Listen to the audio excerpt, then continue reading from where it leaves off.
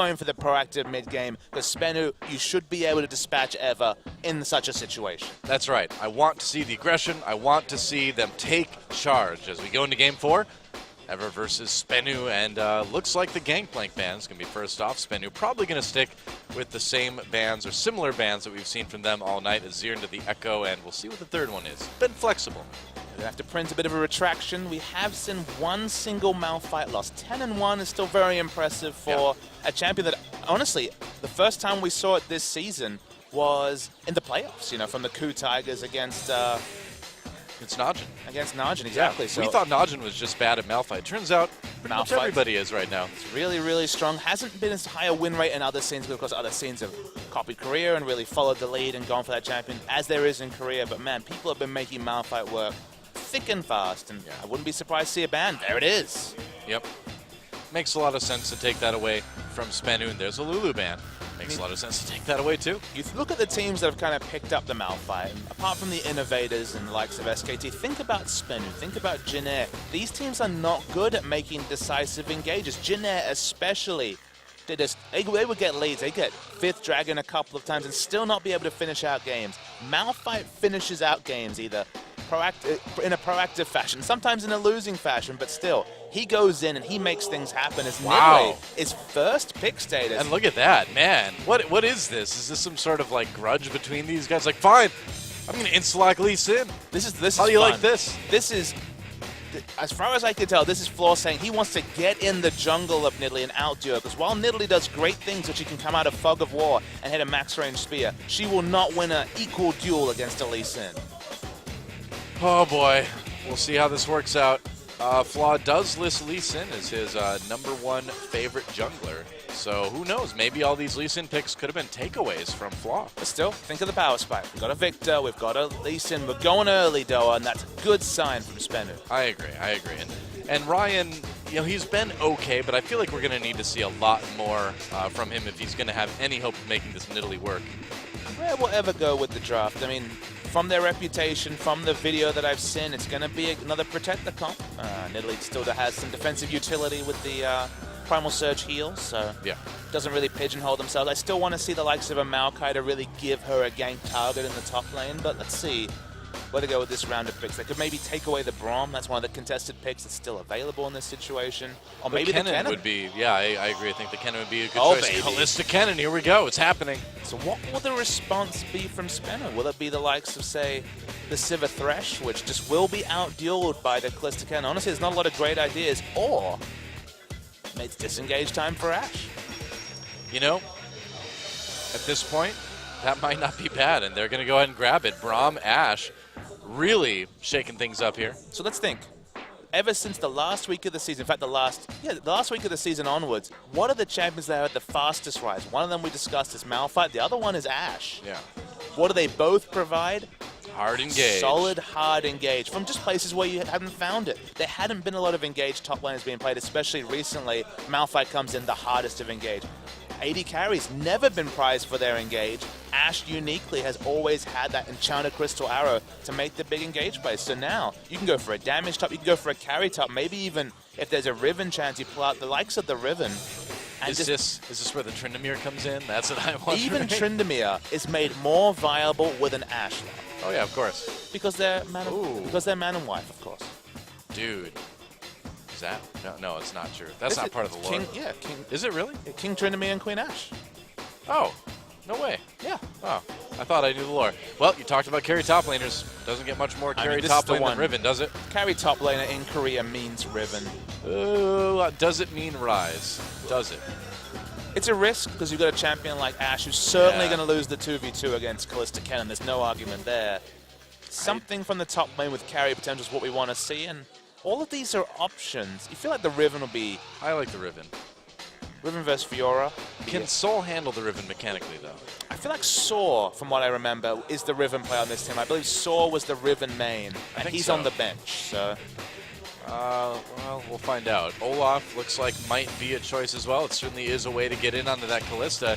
Shen would be the safe pick, and that's what they're going to go with. Okay, split push it is. It's an interesting comp. There's not a lot of engage outside the Ashe, which may be fine. The damage also is Ashe Victor-centric, so yeah. I think it's risky to pick this comp. There's so much damage, there's split pushing, but remember, it feels like if you give Ever too many tools to win, it confuses them, and their double teleport play in game 2 but was really, really bad. So they're going to have to show a big adjustment 2 games subsequently. I think Ever has a pretty hilariously strong composition this game. They've got, look at this, Fiora, Nidalee, Diana, Kalista, Kennen. What team gets this team? I mean, who gives this to people? If you want to be really, really nitpicky, you could say, okay, maybe not the best lanes for Nidalee to gank, but everywhere, specifically all the lane choices are just A+ tier. So much damage. And there's not that much damage from Spenu, so it's all on floor. Lisa needs to get in there, mess up some lanes, get some snowball going, because in the late game especially, good luck, Spenu. Well, you saw the gauntlet thrown down, man. I mean, Nidalee picked insta-lock Lee Sin in response from Spenu. Are they going to be able to take that to Champion Spring? Let's get in the game and find out.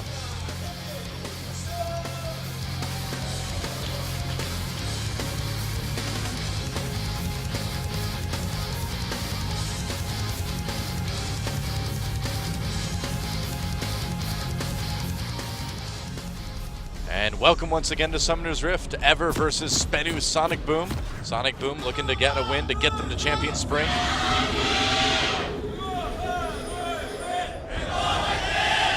And Kennen dies way high up in the air. I think he died on the table of the vendor there. That's not sanitary at all. My favorite part is it looks like a halo around his head when you look at the Kalista Link icon, just because he's got such a small model size of what would usually be around someone's midriff is around Kennen's head. Why not?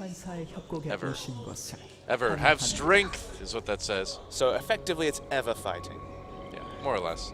It's more like, hey, you're down, but just like buck up, you'll be fine. That's more the meaning of that particular statement. So I pointed out to you during the loading screen that Crazy Play has gone pretty crazy with the summoners. Exhaust, teleport. We've seen Ignite, teleport, of course, Amazing J pioneering that on Hecarim in the spring split. It's been a 3-1. I like to go for midnight. Yeah.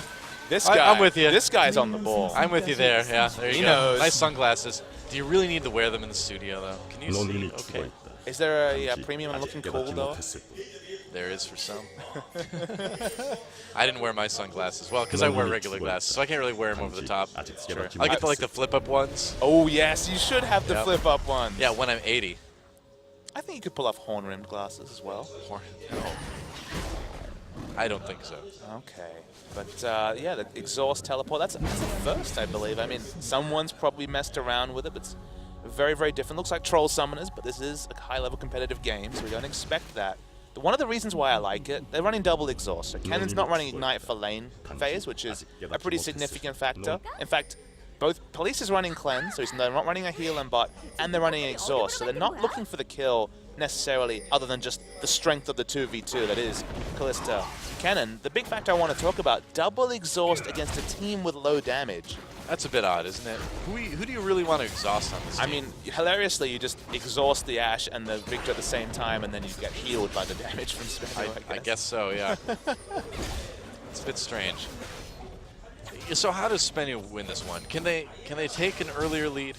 I mean, it's all about objective control. That's what you say when a team has earlier power spikes. It's get yourself into a scenario where, hey, if you got 5th Dragons, 12% more of low damage is decent damage, and the true damage is the ultimate equalizer. So I feel like Dragon Control should be a big consideration. The big issue there is that if you want Dragon Control and you have Ashe Braum against Kalista Kennen, you're going to have trouble. Ashe Braum is the strongest of the Ashe lanes. There is actually kill potential, and Kennen is going to have to pull back because they get the level 2 ping first. But you're certainly not picking for lane dominance in this situation, especially compared to whatever is fielded.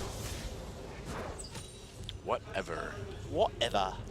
It's like you knew, whatever. Whatever. My British side coming out a little bit. That's right.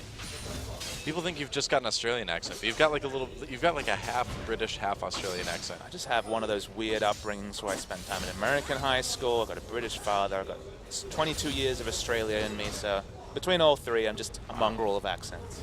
There you go. Pretty cool. I'm just straight up non-regional diction. You're Minnesotan? I No, can't do that for definitely a not. Sorry. That was pretty embarrassing. Hey man, it's all good. See Well, Nidalee being proactive. Remember, it's not as bad as it is in Australia. My accent's not that bad, is it? I know it's not. You've told me it's not bad. I invited it. I don't know if that was your shining moment, though, Dylan. I don't. You overthought it. Did I? You did. Oh, well. I'll practice more. Monty's the true Australian. He's very good at a barbecue. Is he? Yeah. That's true. He is. Uh-oh. Ryan. It's really nice, but he's Trying not to spotted at all. Cook Nuclear's goose here. There's the exhaust, trying to get away. Use that flash. Secret defending his AD carry. Oh, but the stun comes in from Kennen, and first blood goes over to Ryan. Secret makes it out, but he has failed his mission. The AD carry lies dead in the lane. That was super pathing from JG Ryan. He was able to come through and just pounce over, despite the fact there was a defensive ward down. They thought they covered all angles. They certainly hadn't, so we've been waiting for JG Ryan to move away from the Lee Sin, and look, he does some creative things and makes the Nidalee work. Yeah. Certainly does. And now it's on Flaw to make this Lee Sin work. Not much fun taking free autos, but that's the reality of most Fiora matchups, especially early for the tanky top laners that are in vogue in this series. Yep. Malphite was able to do just fine earlier, but Fiora presents her own challenges. Again, you mentioned it. We are a little bit skeptical about the Fiora picks just in terms of career. We haven't seen the massive carry Fiora performances we expected, just given the power of this pick and what we saw over in China just yet, but the potential's there. Green top laners are having a bit of a hard time poking the vitals. I mean, even come back to Team Comp. One scenario that makes Fiora really strong in this matchup is we talked about the low damage to death on Spenu. The damage is massive on Ever, so assuming you ult the right target, they're probably going to kill that target, and then you're going to heal through the low damage of Spenu. Yeah. We have yet to see, have we even seen an ult actually work from a Fiora in Korea yet? Yes. We have seen it at least once. Because the big thing about the Fiora ult is that, okay, it's hard to proc yourself, so in a laning situation, hitting all the vitals might be difficult. Yeah. But in a team fight, it's just you need to hit one and the champion needs to die. So yeah, it's pretty much a Zed situation where you're not doing as much work yourself, or you're just marking a target. It's why Zhonya's is so good, is that denying that heal, more so than just living, is really, really important against the Fiora, because when you get a kill and the heal comes down, it's such a massive chunk of heal and such an unlikely scenario. Your top laner providing big team fight heal, but it does change fights. It's such a big swing in terms of life when someone on one team dies and the other team gets a lot of health back. Yeah. It's a big swing. I call it the big game hunter. Yep. The big game wasn't found in the last time we saw Fiora this series, but just given the texture, just given the fact that it's Fiora, Nidalee, Diana, Kalista, Kennen, like even the Kennen does respectable damage in a fight. There's 5 damage threats from Ever of various levels. It just really seems like the draft went very poorly for Spenu this game, doesn't it? It started off well. It's just, yeah, the Nidalee last pick, it felt like they were crying out for carry. I would have even liked the Olaf, to be honest. But let's backtrack a second. And you said it started off well. Does any draft start off well when you insta-lock a Lee Sin? I think you underrate Lee Sin. I think so. I think there's a premium on damage in the early game. Elise, Lee Sin, Nidalee, those are the champions we see this series, and those are the champions that provide pressure in the early game. And from Nidalee, it's mostly damage pressure, but CC pressure and creative pathing can make the likes of the Lee Sin work. It's one of those scenarios where their draft was fine, it's just they needed a carry from the top. They needed carry threat, and Olaf at least provides damage, can just skip through the likes of the Kennen CC and get into the backline. I just don't know what Shen really provides when you've already kind of hamstrung yourselves with the relative low level of damage from Ashe. Yep. Well, ooh, Ryan misses that spear, tried to harass Flaw just a bit. Satsun's going to need to have another big game. He did it last time. Was able to carry. Oh, a little bit more action. Ryan getting very, very low, getting chased. Teleport came in, and there's a kill going on to Soul. They made it work. Crazy play coming down. Flaw has to get away into that red buff pit. Yeah, the challenge is used. The challenges have been haphazard from Crazy Play. I don't think we've seen one come off this series. And what you really need to do. Damage trades aren't going to be significant. Overextension from Nidalee, well punished by Flaw, well followed up with the Shen ultimate and the ability to go over the wall. Didn't even have to use, did have to use Flash, okay, so a lot of summoners blown in that situation, but yeah, the damage is so there from Ever. And if we finally see one of those grand challenges work, it's gonna be team fight change. Sure could be. Flaw lurking in the Baron pit. He looks like he's gonna finally recall here. He's searching for Ryan again. If you've got that early advantage, you might as well do it or work with it. But Sheen picked up for Ryan, so I don't think Flaw wants to fight him one-on-one now. I mean, he's going the Warrior, though. He's got the double longsword in the inventory. He's trying to mess him up. That's the only reason you insta-lock Elisa in that situation. It's, I am the one that will deal with this Nidalee, because Nidalee snowballs in the other game. We know how strong she can get, to the point where if she gets a snowball 18-minute Rod of Ages like the previous game, that can end games just from the power of your jungle damage. But Lee Sin will outmatch her in an invade sense. With the power of the lane, specifically the mid lane, with the pushing advantage that we're going to expect from Victor, it is a good scenario for Flaw to get in there and mess up that Nidalee. Yeah. Well, Soul able to poke pretty well with that Q, actually. Not too bad. Has to watch his vitals, though. Watch out.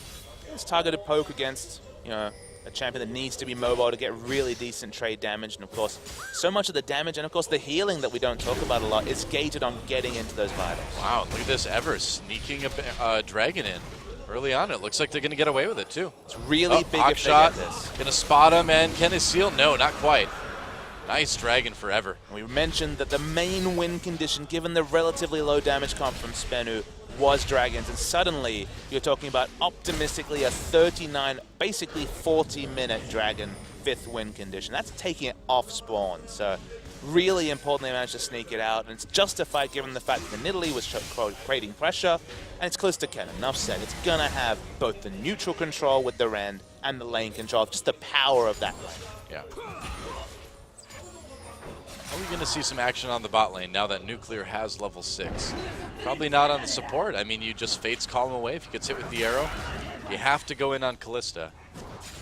Good luck with that. Yep, good Kennen luck with Kennen walk, protecting you, yeah. Kennen will just walk next to you, ultimate. Such a strong lane. It's fun. It's really good to see a return to Kennen support because, I mean, someone like Gorilla makes you a believer. If you remember those teleport flanks and flanking aggressive plays from Gorilla, making the aggressive Kennen work, and defensively, it's always been the underrated thing. Whenever we used to see Kennen top, I guess a couple of years ago now, I was a huge fan of it just because the thing about Kennen is people think, well, there's a lot of counterplay to Kennen rushing in and ulting, and there is, of course. The likes of Alistar shut down that play. Yeah. There's not much counterplay to Kennen standing next to his hyper carry like a Vayne and ulting, because then you suddenly can't get on top of a priority AD carry. And the defensive utility is why Kennen, both in a laning situation, but specifically in team fights, is so powerful from the support role. Yeah. Really seems to be sort of a good replacement for... Ooh, are we going to go into this? Nope. It seems like a good replacement for Annie, I think, is where Kennen kind of falls in, because Annie had that big AoE CC, but Kennen provides that and, you know, a decent amount of peel, too, that Annie didn't really have. If you compare the champions, Annie obviously had the better all-in engage in the laning phase, but the poke is pretty similar. The laning phase, on average, is going to be better for a Kennen just because the auto attacks have to be respected to a greater degree than Annie's auto attacks. You're not going to run out of mana. You're an energy-based champion, so that helps you sustain a bit more in lane 2. And Kennen is just outright superior defensively in a team fight. Okay, his engage isn't superior, but his defensive ults are so damn powerful. Yeah, very true. Another teleport used by Soul to come back up to that turret. Nice. Actually hits taunt just exactly from the spawn. Yeah. Crazy needs to run. Yeah, he does. Took a lot of damage there. Soul going after him, even drops a ward. Doesn't have enough points in his E. Wow, actually felt pressured enough to put a second point in his W. Oh, nice taunt on the Crazy Play. Caught him right before the recall happened, and now Crazy Play really low. Soul is going to get such a big lead off of this. And Crazy Play, let's actually talk about something. So we talked about the exhaust. I'm going to bring it up again. How do you ever do turret damage when you can't flash away from the Shen? It's like you can't even get under the turret just because you're guaranteed to take 3 hits. And if the jungle's there, you're dead. Yeah, it's very true. But yeah, really surprising to see Soul actually feel pressure enough to put a second point into his W. Shen players will, without fail, max E second. And Soul has felt pressure enough against the lane of Crazy Play on the Fiora to actually put multiple points in his shield. It feels like Taunt Sec, you know, getting that cooldown down to much more manageable levels, and of course the damage. He's finally going to put the second point into Taunt now, but yeah, actually felt pressure in the lane. It's surprising to see. Well, able to get some damage on the turret. They may dive Crazy Play again. Like we said, no flash. It's going to be really hard to survive this one. Taunt comes in. Soul not taking turrets. Yeah, there's the Q. There's the kick and a kill for Flaw. Really clean gank from Spenu. The optimism that we had earlier for Flaw's only growing, though. That's some pretty good Lee Sin mechanics. That looked very, very tight, didn't it? Whenever Lee Sin makes an aggressive play under a turret and does it cleanly, that was absolutely perfectly played. It was good to see from Floor. Soul not needing to use his flash. No summoners needed, really. Crazy Play tried to exhaust, but it was too late. Yeah, this exhaust. He's being punished for it, though. The turret dives are real. They can continue going for turret dive. Remember, Fiora's not a laner that builds any health or defensive stats until maybe 3rd, 4th, 5th item, outside of maybe a Kindle gem and some health building towards a Black Cleaver. So in this scenario, dive him as if it's a Rise or something like that. Keep diving the Fiora and punish the Summoner spell. Greedy teamfight Summoner spell choice, because you do not take exhaust for a lane phase against a Shen. I really don't know how you can go exhaust on Fiora with teleport and expect to like not die 3 or 4 times in the laning phase. I really don't know how you can pick Fiora against a Shen and take a summoner like exhaust. It's so peculiar, because you're not respecting the kill pressure of a Shen at all. It just doesn't exist. It's not going to win 1v1 trades. You're taking the exhaust purely for teamfights, but you're taking the teleport purely for teamfight as well. It's weird to consider exhaust not a combat summoner, but against a Shen in particular, exhaust is not a relevant combat summoner. Yeah. Oh, there we go. Baited in. Ult comes through for Braum. There's the engage from Kennen. Actually pulled back by the Fates call. TML takes a little bit of damage. Teleport coming down for EVR. Canceled. Crazy Play not able to find a way to be a part of that fight. What exactly is Crazy Play going to do when he teleports late with no flash? Yeah. Well, I wonder if he was even taunted there, because he was still pretty far up in lane. Either way, that was not a teleport that he wanted to complete. Let's call it a low percentage teleport. I guess so. Dragon up in 25. First Dragon did go over to Ever. They did take that one. Oh, here we go. The heal's coming Oh, in. yep, that's right. He got it. Managed to poke the vitals, but Soul's still pretty tanky. Level 11. Still has the ultimate. Whoa, here we go. Nice flow. Kicks TML back in. There's 2 kills already coming. Make that a double for Saucin. 3 kills for Spenu. Dragon secured. Wow. What happened there? His Soul rode down. Didn't even matter that he had low health. Just the ult was enough. It was a really nice play. We're going to see a replay, but it looked like just another amazing play from Floor, and he's got 2-0 and 3, 100% kill participation on the insta-lock Lee Sin. These Lee Sin picks are really looking like takeaways by Ryan earlier in this series. We thought he just really wanted to play Lee Sin. No, they just really wanted to keep it away from Flaw.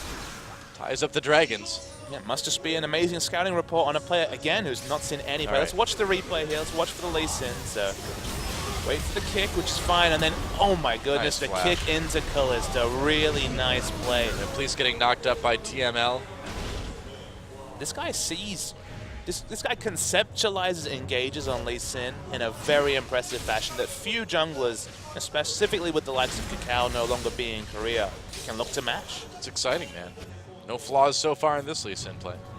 There's plenty of time for that, but you know, when you're 2-1 ahead, when you're well ahead in this fourth game, yeah, Floor and Spenu in 2016 just looks a hell of a lot more exciting than they did just previous to this series. Yeah. I think getting a couple of kills on Saucin certainly helping out. No kills on Nash yet, but again, you know, you need her for the engage, not necessarily for the damage. Crazy play. Get some damage done to Soul. And oh, there's the ultimate. Gonna go for it.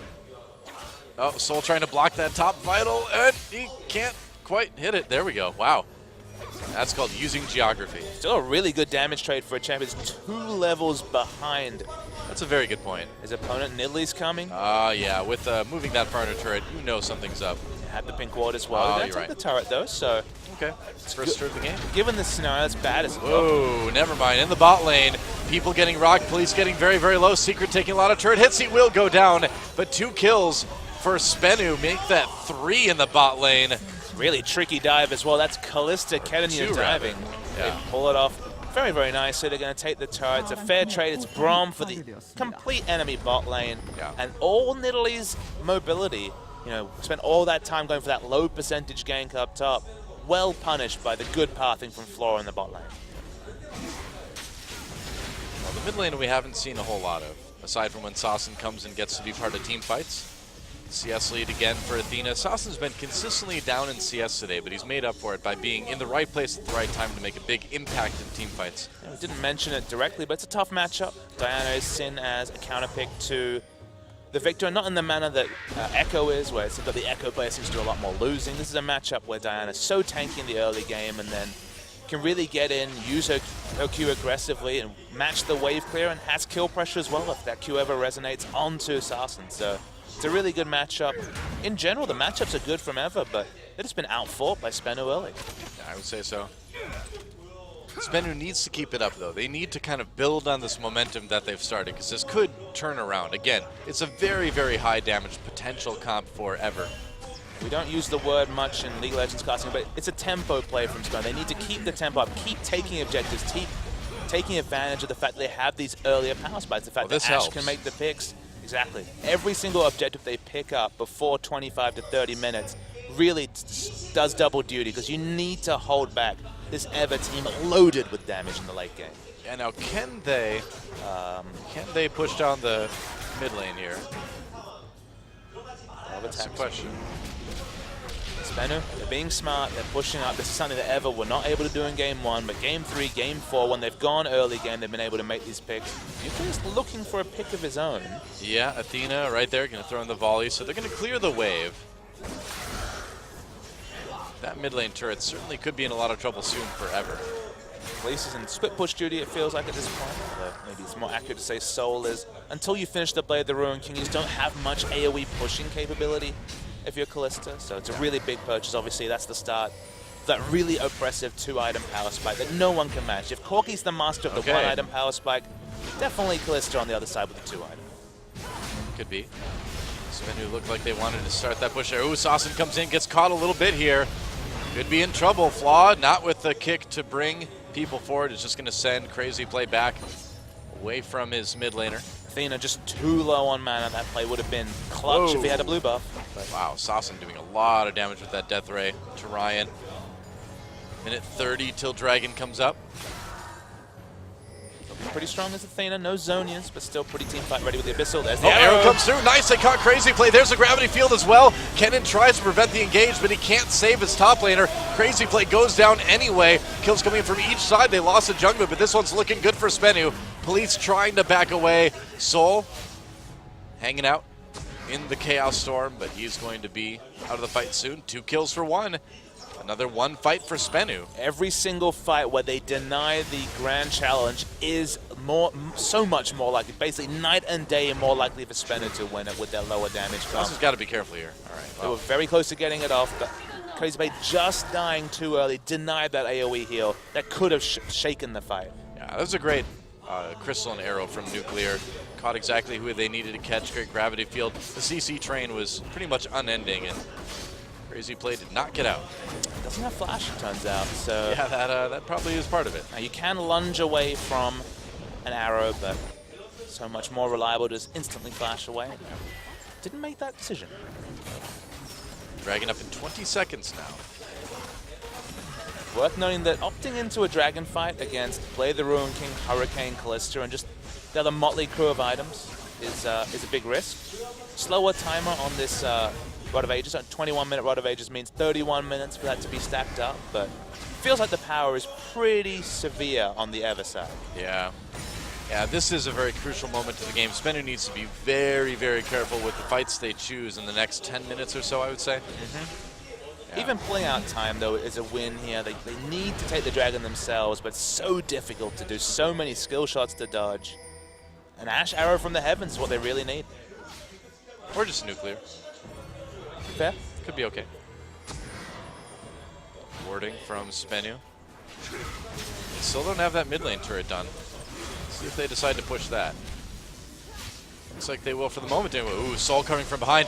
Arrow comes through. They get Crazy Play again. Can they engage? Kennen coming up, walking with those stuns. Spenu backing away. They get the mid lane turret. That's really all they wanted out of that, I would imagine. They got the Kennen ult too, which is huge. Happy to back away. They got the objective they're looking for. Now looking to compound the misery of Ever. Taking this Dragon. Dragon was the main win condition we established for Spenu, so can they pick up the all-important second one, and at what cost? Now, they may trade the mid lane turret for that. It looks like they're going to be fine with it. They will. Ooh, arrow. Or the spear, rather, from Ryan. Came close. Mid turret was taken by Ever. That second Dragon seeming a little bit more valuable for Spenu right now.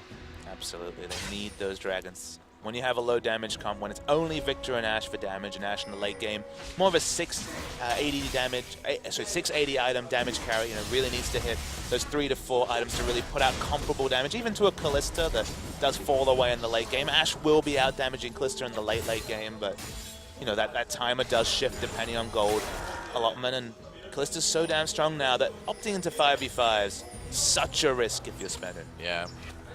It's really nice for Spenu that they still have their tier 1 in bot right now. That makes it huge when you look at setting up things around Baron in the next few minutes. It means Ashe gets safe farm in a lot of cases. Now to overextend a little bit and get this extra wave. But how many times have we seen Ashe fall behind and then have no option to pick up farm anywhere on the map? And this Ashe doing competitive, but also having safe farm. Still way behind, but to be expected. Yep.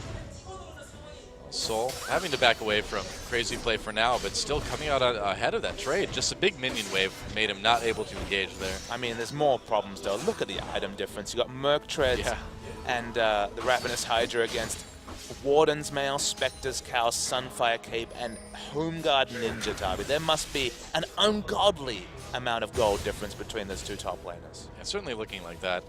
But if you look at the kills, it's not too surprising. 2-0-5 for the Shen, 0-2-1. And a CS lead for Shen too. Soul is just way ahead of Crazy Play. Fiora's not able to provide significant split push pressure. However, that is not a criticism that can be leveled on Athena. So finally, they're going to look for Diana to split push this bottom outer turret. Split pushing with Diana certainly hasn't been a win condition so far that's been readily achieved. It's arrow onto TML, gets pulled out with the Fate's Call. Yeah, you just can't go for the hard engage on a support when a Kalista's around. Can ever pull off the double. The 1-3-1 was awful in game 2. So let's see if they can step it up here. Hopefully their coach talked to them between games and really given them advice, because they were not able to make double globals work 2 games ago. We'll find out. Nuclear coming down to save his turret. Oh, maybe not. Nope. No, turret goes down. Not quite enough health left on that. The game is not the friend of Spenu. Not just the double teleports token, it's just the reality of the comp. So keep up the dragons, try and get some control over Baron. They've been pretty good at fighting around Baron so far, Spenu, this series. Checking things out with the Hawk Shot. Soul's getting a lot of farm in this top lane too. Athena getting trade farm with Nuclear is not ideal, but see the Ashes grouping, trying to Crystal Arrow about 20 seconds off cooldown. Wow, Spenu just rushing down the mid lane right now. Fate's Call is still out of commission for a little bit, so I suppose you can make this move.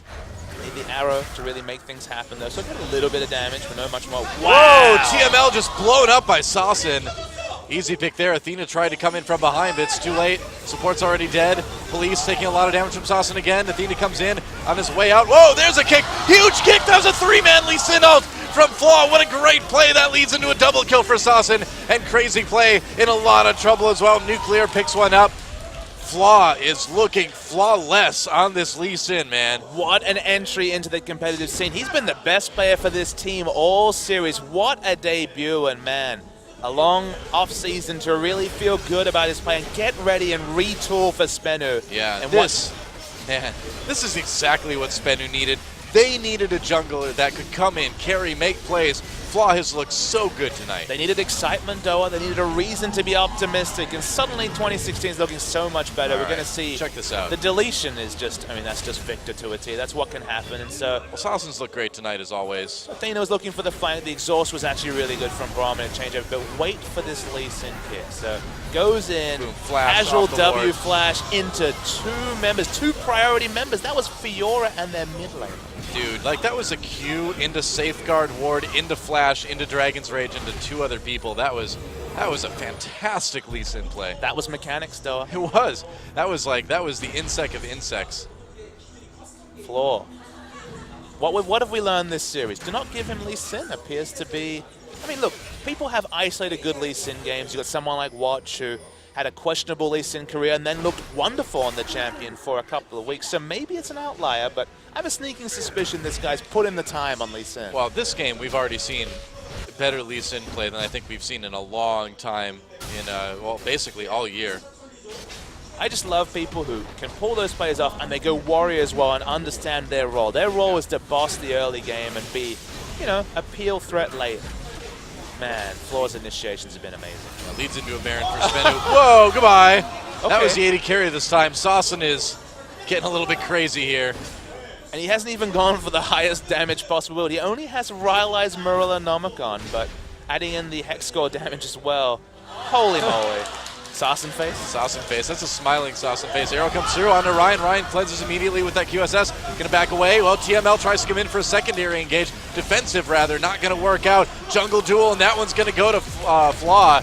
I think Spenu's ready to secure their spot in Champion Spring. What do you think? It was so clean, though. It was wonderful to see. This one's over. Are we going to see a sub 30-minute game for the first time this series? I think we may. From very long games at the beginning, looks like this one's ready to end right now. Police still around, but second Nexus turret getting taken out. Athena looking for a way to get back in the back lines. Looks like Spenu may wait a little bit longer to end the series. I can't blame them. It is a very important one. When Saucin's doing so much damage as he's retreating, there's always re-engage potential. Yeah. Very true. It seems like they're going to go back, pick up the dragon. That's the safest objective. Actually seeing Ever motion towards the top of the map. There's no Baron, though, so no Baron threat there. It's going to be some split pushing. Spenu controls this game, hands down, 8,000 gold ahead. Any objective they really want at this point. It's definitely so many options on a play. All of them are delivering. All of them are available. Speaking of available, they've suddenly got a jungler who, you know, we don't want to heap misery onto Catch, but man, Floor really adds a new dimension to this team. Honestly, I mean, I don't think there's anything wrong with pointing out that Catch was a big liability for this team. He caused a lot of problems for them during the regular season, and Flaw is an incredibly large improvement, and we're seeing it pay dividends already.